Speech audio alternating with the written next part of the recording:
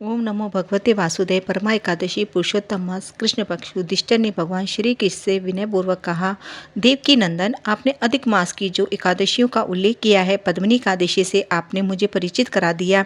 अब कृपा करके इस महीने के कृष्ण पक्ष की एकादशी के संबंध में भी बताकर कृतार्थ करें कि इसका नाम और व्रत की विधि क्या है।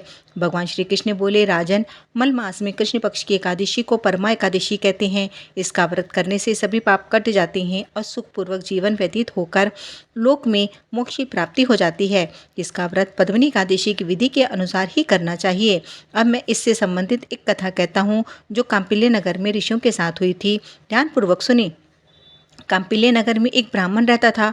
उसका नाम था सुमेधा। उसकी पत्नी और अति पवित्र और पतिव्रता थी। अपने किसी पहले किए हुए पाप के कारण वह अति दरिद्र थी। उसे मांगने पर कहीं भिक्षा भी नहीं मिलती थी, पर वह वस्त्रहीन होकर भी अपने पति की श्रद्धा सहित सेवा करती थी।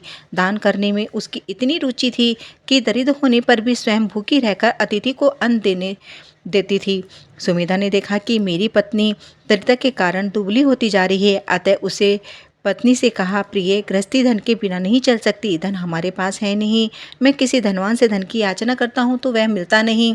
अतः यदि मैं प्रदेश जाकर कुछ उद्योग करूँ तो ठीक है। बताओ, इस विषय में तुम्हारा क्या विचार है। पत्नी ने विनयपूर्वक उत्तर दिया, प्राणेश्वर, मेरा कर्तव्य तो आपकी आज्ञा का पालन करना है। पति उचित या अनुचित जो भी कहे, पत्नी को वही करना चाहिए। मनुष्य को पूर्व जन्म के कर्मों का फल मिलता है। यदि कोई सुमेरु पर्वत पर रहे तो भी बिना भाग्य के स्वर्ण नहीं मिलता। पूर्व जन्म में जो मनुष्य विद्यादान देते हैं या भूमि दान करते हैं, उन्हें इस जन्म में विद्या और धन की प्राप्ति होती है। विधाता का लेखा टाले नहीं टलता। यदि कोई दान नहीं करता है तो विधाता उसे केवल अन्न ही देते हैं। अतः मेरा विचार है कि आप यहीं रहे, क्योंकि मैं आपसे अलग नहीं रह सकती। स्त्री का पति साथ नहीं रहता है तो माँ बाप, भाई, ससुर एवं अन्य रिश्तेदार उसकी निंदा करते हैं। अतः आपका यही रहना उचित है।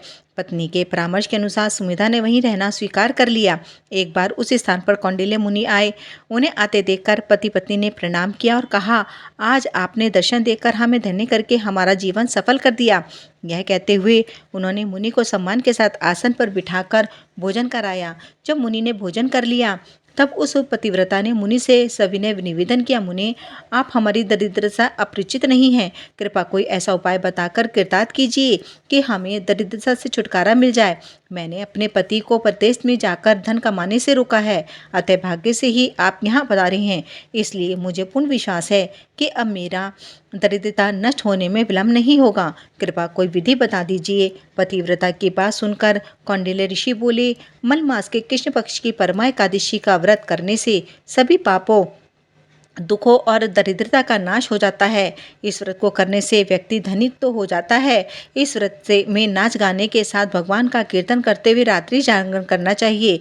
इसी व्रत के प्रभाव से महादेव जी ने कुबेर को धन का स्वामी बना दिया था। इसी व्रत के प्रभाव से सत्यवादी राजा हरिश्चंद्र ने अपना खोया हुआ राज्य, पुत्र एवं पत्नी को पुनः प्राप्त कर लिया था। मुनि ने उस स्त्री को इस एकादशी के व्रत की पूरी विधि भी समझा दी। फिर बोले, ब्राह्मणी, पंचरात्रि व्रत कर इससे भी उत्तम है। परमा एकादशी के दिन प्रातःकाल उठकर नित्यक्रम से निमटकर विधि पूर्वक पंचरात्रि व्रत आरंभ कर देना चाहिए। जो मनुष्य 5 दिन तक निर्जल व्रत करते हैं वे अपने माँ बाप और पत्नी सहित स्वर्ग में चले जाते हैं। जो 5 दिन तक संध्या को भोजन करते हैं वे भी स्वर्ग में स्थान प्राप्त करते हैं। जो लोग स्नान करके 5 दिन तक ब्राह्मणों को भोजन कराते हैं उन्हें इतना फल नहीं मिलता है मानो उन्होंने समस्त संसार को भोजन करा दिया हो। इन दिनों जो लोग घोड़ा दान में देते हैं उन्हें 3 लोकों का दान करने जैसा फल मिलता है। जो विद्वान ब्राह्मण को तिल और धन दान करते हैं वे उतने दिनों तक स्वर्ग में रहने का लाभ उठाते हैं जितनी उन तिलों की संख्या होती है। जो लोग घी से भरा बर्तन ब्राह्मण को दान करते हैं वे स्वर्ग लोक में जाकर निवास करते हैं। जो इन 5 दिनों तक ब्रह्मचर्य से रहते हैं वे देवांगनाओं के साथ स्वर्ग जाते हैं। कुछ क्षण रुककर कौंडिल्य मुनि पुनः बोले, ब्राह्मणी, तुम अपने पति के साथ यह व्रत करो, इससे तुम्हारे सिद्धि प्राप्त होगी और अंत में स्वर्ग की प्राप्ति होगी। कौंडिल्य मुनि के कथानुसार उन दोनों ने 5 दिन तक परमा एकादशी का व्रत किया। जब व्रत संपन्न हो गया तो उन्होंने देखा कि एक राजकुमार उनकी ओर चला आ रहा है। राजकुमार ने रहने के लिए उन्हें एक घर दिया जो अत्यंत उत्तम था। आवश्यकता की सभी वस्तुएं उसमें उपस्थित थीं। फिर राजकुमार ने उन्हें एक गांव का स्वामी बना दिया और चला गया। ब्राह्मण और ब्राह्मणी सुखपूर्वक इस लोक में रहकर अंत में इस व्रत के प्रभाव से स्वर्गलोक के निवासी हुए। श्री कृष्ण ने युधिष्ठिर से कहा, कौन्तेय, जो कोई इस प्रमा एकादशी का व्रत करता है उसे इतना अधिक फल मिलता है मानो उसने सब तीर्थ कर लिए और सब प्रकार के यज्ञ कर लिए।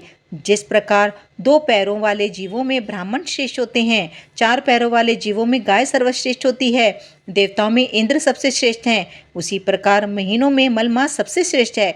इस महीने में पंचरात्र व्रत अत्यंत पुण्य प्रदान करता है। इस महीने की पद्मनी और परमा एकादशी भी अत्यंत श्रेष्ठ है। उनका व्रत करने से सभी पापों का नाश हो जाता है। अतः दुर्बल और निर्धन मनुष्य को यह व्रत अवश्य करना चाहिए।